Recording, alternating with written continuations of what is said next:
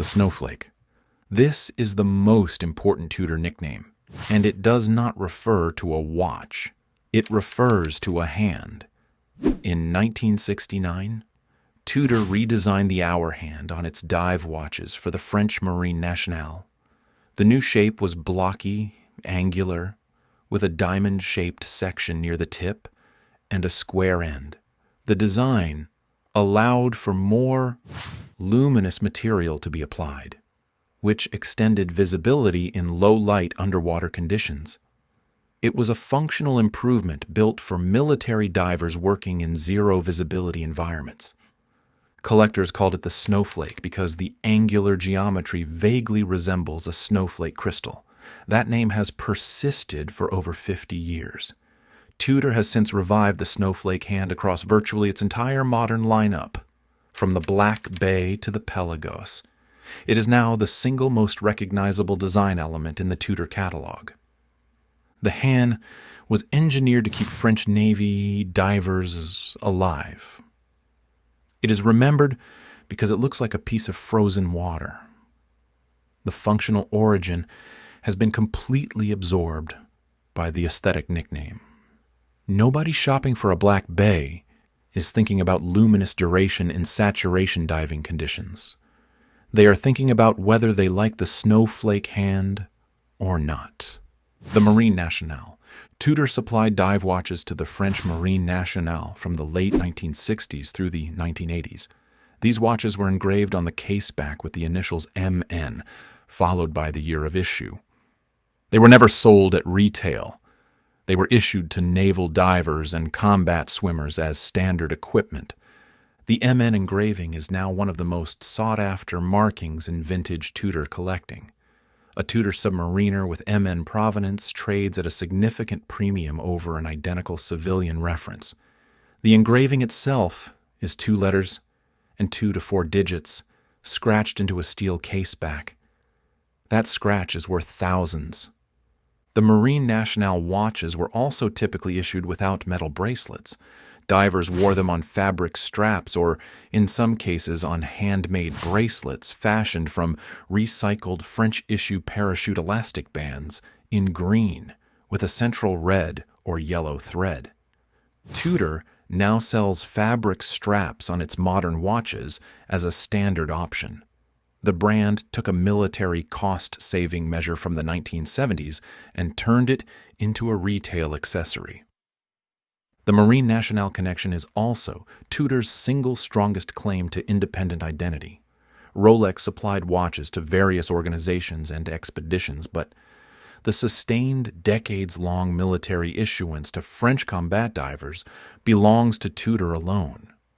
When Tudor launched the Pelagos FXD in 2021, designed in collaboration with the Marine Nationale, the campaign leaned heavily on this history. The military heritage is not borrowed from Rolex. It is Tudor's own, and the brand knows it is one of the few things it can claim without qualification. The Tudor Blue. The reference 9401, issued to the Marine Nationale, featured a blue dial and blue bezel. This specific color combination became known simply as Tudor Blue. It was the standard configuration for French Navy-issued Tudor submariners during their operational service period. Tudor Blue is significant because it is one of the few Tudor nicknames that does not borrow from Rolex at all. It belongs entirely to Tudor's own history. The color, the military context, the MN engravings, none of that exists in the Rolex catalog. When collectors say Tudor Blue, they are referencing a lineage that Rolex cannot claim. That independence is rare. Most Tudor nicknames exist in direct orbit around Rolex's naming conventions. Tudor Blue is the exception that proves how dependent the rest of the system is. The home plate. Tudor's first chronograph debuted in 1970. The Oyster Date chronograph featured a distinctive dial with 5-sided hour markers that resembled the home plate on a baseball diamond. Gray background, black sub-dials, orange accents. Collectors called it the home plate. These were produced for approximately 1 year before being replaced by the Monte Carlo series. That short production window, combined with the unusual dial design, has made the home plate one of the most collectible vintage Tudor chronographs. The 5-sided hour marker was a design choice that Tudor never repeated. It exists in a single production run, which means every surviving example carries scarcity that was not engineered, but was accidentally created by a product decision that simply moved on. The Monte Carlo. In 1971, Tudor launched the second generation of its chronograph with a new dial layout featuring concentric rings and bold color blocks in gray, blue, and orange.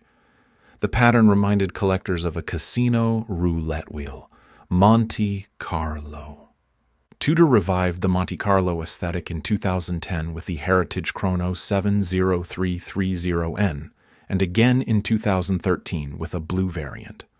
Both were commercial hits. The vintage originals, particularly in blue, have since climbed steadily in collector value.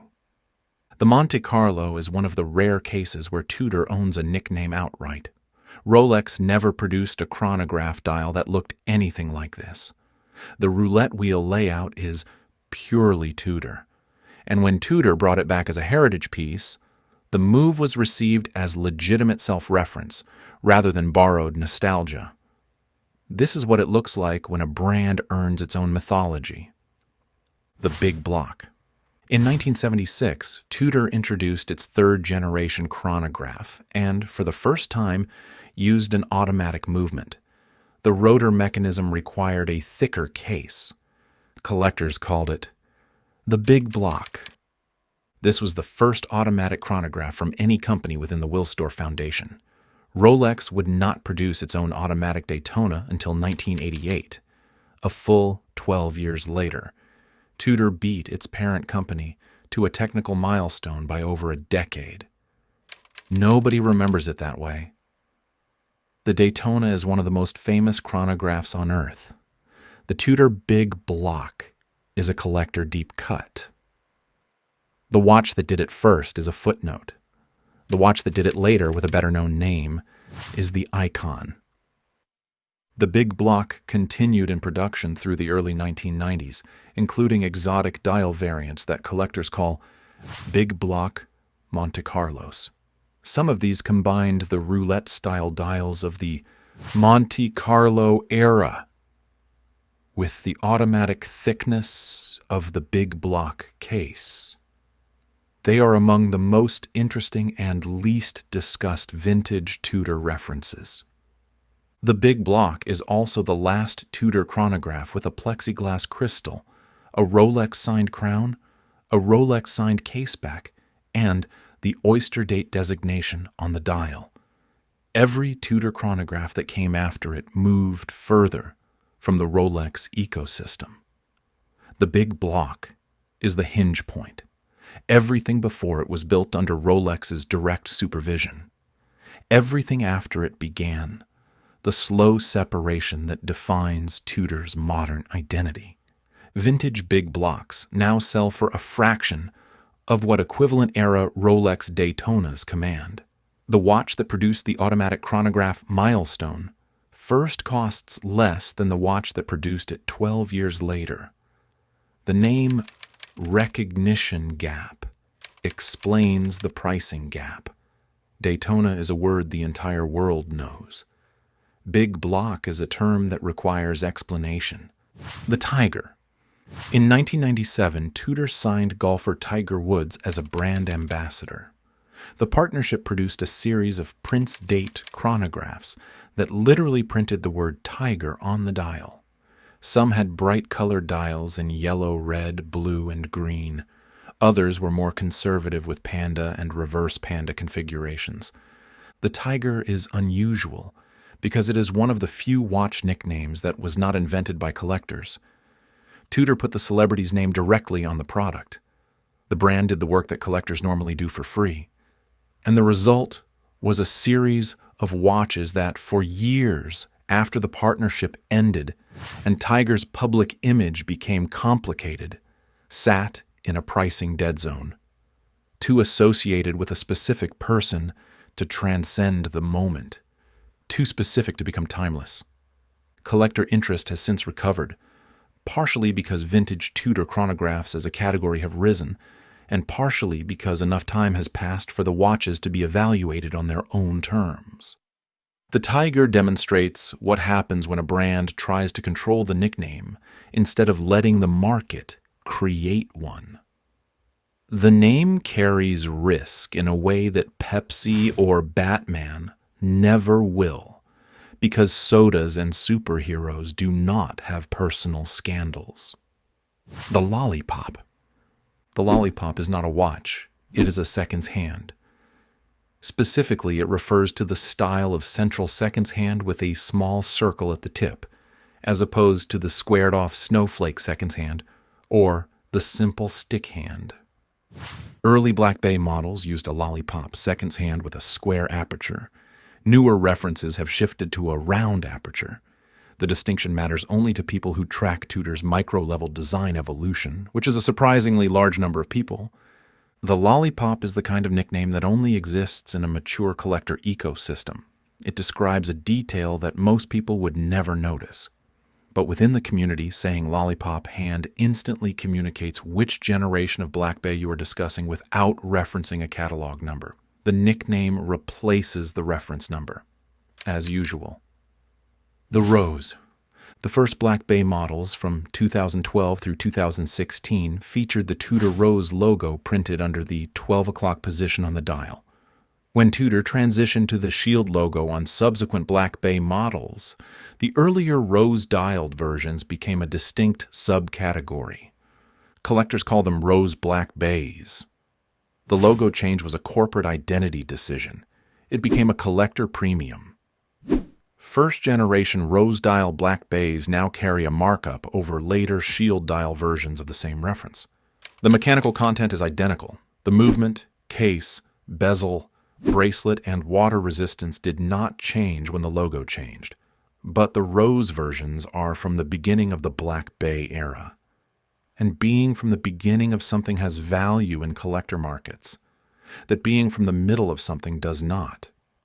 The Peli. Shorthand for the Pelagos, Tudor's titanium dive watch line launched in 2012. The Peli is not a formal nickname in the way Pepsi or Batman are. It is abbreviation slang that circulates in forums and comment sections. The Pelagos is arguably Tudor's most serious tool watch. Titanium case. 500 meters of water resistance. Spring-loaded clasp that adjusts to compression depth changes. It was designed for actual professional diving in a way that the Black Bay, with its heritage-driven aesthetics, was not. The Pelagos earned an abbreviation. The Black Bay earned multiple named variants. That distribution says something about which features generate naming energy in collector communities. Heritage aesthetics produce nicknames. Technical capability produces shorthand. The Panda. Tudor's Black Bay Chrono is available in 2 dial configurations. White dial with black subdials is the Panda. Black dial with white subdials is the reverse Panda. Both terms are borrowed directly from Rolex Daytona terminology. Tudor did not invent the Panda name. Rolex collectors did. Tudor adopted the same dial layout. The Rolex name followed automatically. No one in the Tudor community proposed an alternative. The Panda was already established vocabulary, and Tudor's version simply inherited it. This is the pattern for almost every modern Tudor nickname. The vocabulary already existed at Rolex. Tudor's watches arrived wearing the same color codes. The Rolex names transferred without friction. The Pink Panda.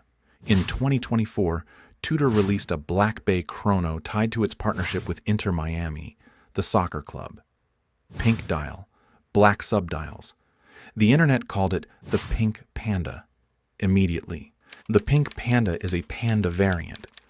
The naming convention is self-extending. Once the Panda framework existed, any new dial layout that fit the pattern could be named by modifying the existing term. Pink panda, reverse panda. The system generates its own derivatives. The Pepsi. The Black Bay GMT reference, 79830RB, features a red and blue aluminum bezel. Pepsi. The name is borrowed wholesale from the Rolex GMT Master, where it has existed since the 1950s. Tudor released its first GMT in 2018.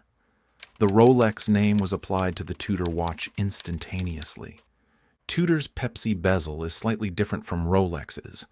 The aluminum insert produces a more muted, desaturated tone compared to Rolex's vivid ceramic. The blue is closer to navy. The red is closer to burgundy. The overall impression is softer and more vintage in character. None of that earned it a different name. Pepsi is Pepsi, regardless of saturation level. The Tudor Pepsi retails for approximately $4,000 on a bracelet. The Rolex Pepsi retails for over $11,000 and trades on the secondary market for significantly more. Both are called Pepsi. Both track 2 time zones. Both use in-house movements. The price gap is almost entirely explained by brand positioning, and the shared nickname makes that gap visible in a way that reference numbers never would. When the same word describes 2 products at different price points, the cheaper one will always be understood in relation to the more expensive one. The name creates the comparison. The comparison defines the hierarchy. The Pepsi Albino. The same Black Bay GMT with the red and blue bezel but paired with an opaline white dial instead of the standard black. The white dial against the Pepsi bezel created a visual combination that collectors felt needed differentiation. Albino was borrowed from vintage Rolex terminology, where it describes rare GMT master references with white dials. A Rolex term applied to a Rolex color scheme on a Tudor watch. 3 layers of borrowed vocabulary in a single nickname. The root beer. The Black Bay GMTS&G reference 79833MN. 2-tone steel and 18-karat yellow gold. Brown and black aluminum bezel. The warm color palette reminded collectors of the Rolex GMT Master Root Beer from the 1970s. Tudor leaned into the vintage connection deliberately. Rivet-style bracelet, gilt dial accents, Fatina lume. The entire design language signals the 1970s. The root beer nickname was not an accident. It was a predictable outcome of a product designed to evoke a specific era of Rolex history. Tudor made the reference. The market supplied the label. The Coke. At Watches and Wonders 2024, Tudor released the Black Bay 58 GMT with a black and burgundy bezel. The color combination, loosely mapping to Rolex's red and black Coke GMT, earned the name within hours. The Coke is the 4th soda-derived bezel nickname applied to a Tudor GMT. Pepsi, root beer, Coke, and by extension, any future color variant will be named against Rolex's existing taxonomy. Tudor does not generate new nickname categories for its GMT watches. It fills in the slots that Rolex's naming system already defined. The poor man's James Bond. The Tudor reference 7924 from 1958 is the sister watch to the Rolex reference 6538, the Submariner that Sean Connery wore in Dr. No. Same era. Same case architecture, same oversized crown without guards, but a Tudor, not a Rolex. For years, the 7924 was called the poor man's James Bond. It was the affordable version of the watch that appeared in the film. The nickname was functional. It told you what the watch was by telling you what it was not. As Tudor's reputation grew and vintage Tudor prices rose, the nickname shortened. It is now increasingly referred to simply as the James Bond Tudor. The poor man's prefix has been dropping from collector vocabulary because the watch is no longer cheap. Examples trade for 5 figures. The qualifier that defined its market position for decades is being removed because the market position changed. The nickname is being edited in real time by the same community that created it. When the price was low, the poor man's label was accurate. When the price climbed, the label became unflattering to the object and to the owner. So, the community is quietly deleting it. Nobody announced this. Nobody voted. The language is simply shifting to match the price. The BB is shorthand for Black Bay. BB58 is the Black Bay 58.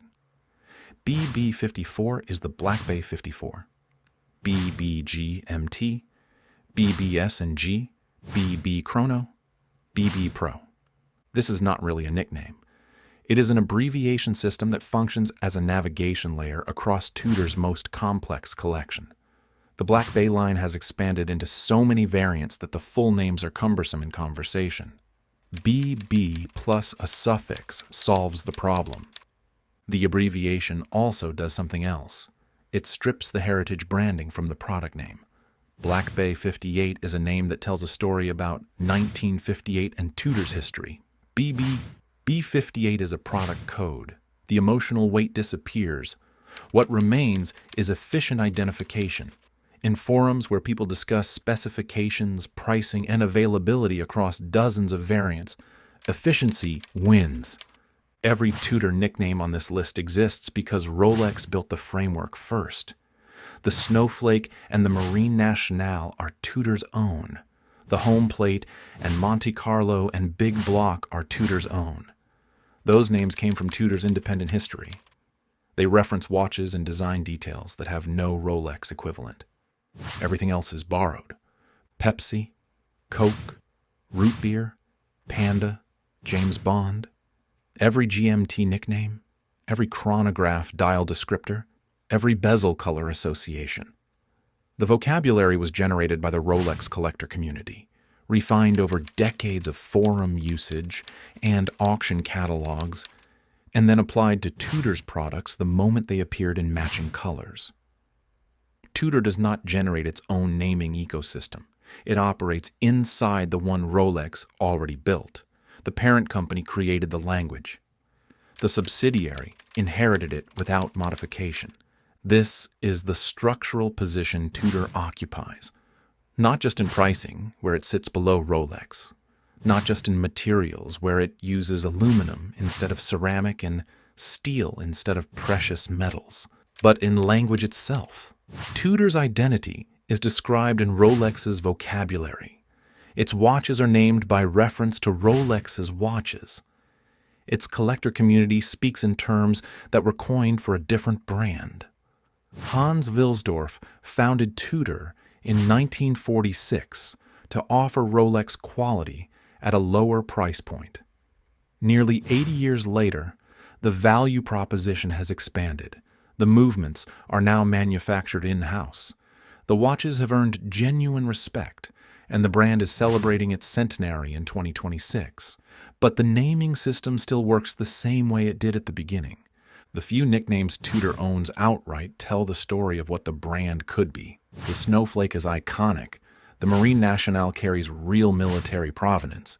The Monte Carlo and Home Plate are genuinely original designs with no Rolex equivalent. The Big Block was a first. These names describe a brand with its own history, its own innovations, and its own collector loyalty. The borrowed nicknames tell the story of what the market still sees. A Pepsi that costs less than the other Pepsi. A Coke that arrived decades after the original Coke. A root beer that signals the same era but from the lower shelf. A Panda that uses the same vocabulary because no one felt the need to invent a new word. Tudor makes the watch. Rolex provides the words. Until that changes, the hierarchy stays exactly where it is.